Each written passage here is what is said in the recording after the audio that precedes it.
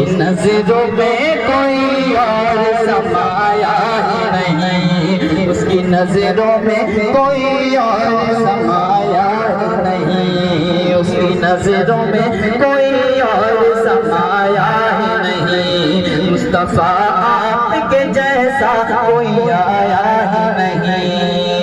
حضرت اسلامیہ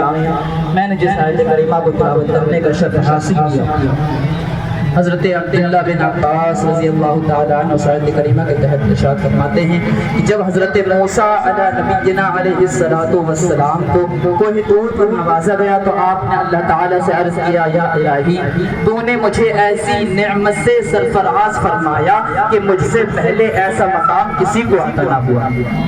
تو نے مجھے ایسی نعمت سے سرفراز فرمایا کہ مجھ سے پہلے ایسا مقام کسی کو عطا نہ ہوا۔ تو اللہ تعالیٰ ارشاد فرماتا ہے، اے موسیٰ ہم نے تمہارے دل کو متواضع پایا تو اس مقام سے نواز دیا، فَخُذْ مَا آتَيْنَاكَ وَكُن مِّنَ الشَّاكِرِينَ وَمُتَعْ عَلَىٰ تَوْحِيدٍ وَحُبِّ مُحَمَّدٍ صلی اللہ علیہ وسلم، یعنی جو تمہیں نوازا گیا اس پر شکر کرو اور زندگی کے آخری لمحات تک توحید اور محمد صلی اللہ علیہ وسلم کی محبت پر رہو۔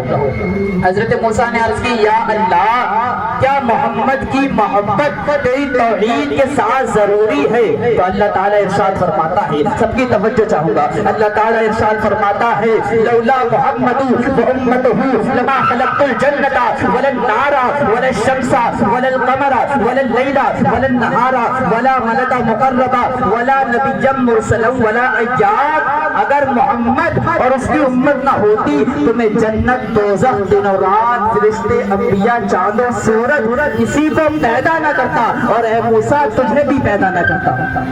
تو سمجھ میں آ گیا یہ سب کالی کملی والے کا صدقہ ہے، جبھی تو اعلیٰ حضرت عظیم البرکت مجدد دین و ملت کنز الکرامت جبل الاستقامت حقانیت کی شان سنیوں کی جان امام احمد رضا خان علیہ الرحمت والرضوان نے کفر کی تابوت پر آخری کیل ٹھوکتے ہوئے جب اپنا عقیدہ بیان کیا تو یوں عرض کیا کہ وہ جو نہ تھے وہ کچھ نہ تھا، وہ جو نہ ہو تو کچھ نہ ہو، ارے جان ہے وہ جہان کی، جان ہے تو جہان ہے، جان ہے وہ جہان کی، جان ہے تو جہان ہے۔ اور حدیث قدسی بھی ہے، لولا کلمہ اظہرت ربوبیہ، رب تعالیٰ فرماتا ہے اے میرے محبوب اگر تم نہ ہو تو میں اپنی ربوبیت کو بھی ظاہر نہ کرتا۔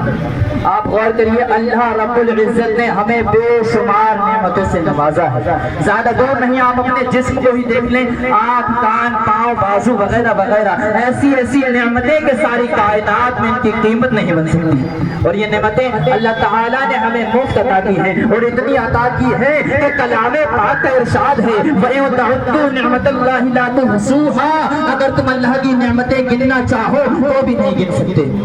اور پھر کمال تو یہ ہے کہ اللہ تعالیٰ نے اپنی کسی نعمت پر یہ نہیں فرمایا اے انسان میں نے تجھے یہ نعمت دے کر تجھ پر بڑا احسان کیا ہے، یعنی نعمتیں دی مگر احسان نہیں جتایا۔ اے سنیوں غور کرو، عقل و شعور سے نوازا مگر احسان نہیں جتایا، علم و فن سے نوازا مگر احسان نہیں جتایا، آسمان کا شامیانہ لگایا مگر احسان نہیں جتایا، زمین کا فرش بچھایا مگر احسان نہیں جتایا، آسمان سے پانی برسایا مگر احسان نہیں جتایا، زمین سے دانا اگایا مگر احسان نہیں جتایا، ہر کہکشاں کے جمال سے نوازا مگر احسان نہیں جتایا، چاند کی چاندنی سے نوازا مگر احسان نہیں جتایا، سورج کی روشنی سے نوازا مگر احسان نہیں جتایا، پھولوں کی نگہت سے نوازا مگر احسان نہیں جتایا، ارے دل و دماغ سے نوازا مگر احسان نہیں جتایا، آنکھ عطا کی مگر احسان نہیں جتایا، آنکھ میں بینائی عطا کی مگر احسان نہیں جتایا، ارے بہن بھائی عطا کیے مگر احسان نہیں جتایا، ماں باپ عطا کیے مگر احسان نہیں جتایا، ارے آدم صفیح اللہ کو بھیجا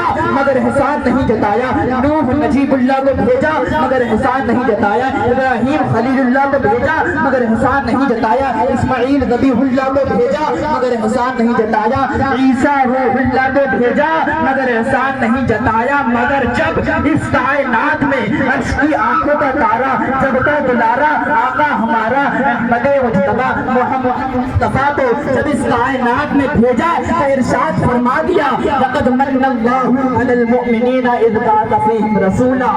یعنی اللہ نے مؤمنین پر بڑا احسان کیا ہے کہ ان پر بڑی عظمت والا رسول بھیجا۔ اللہ نے مؤمنین پر بڑا احسان کیا ہے کہ ان پر بڑے رسول بھیجا۔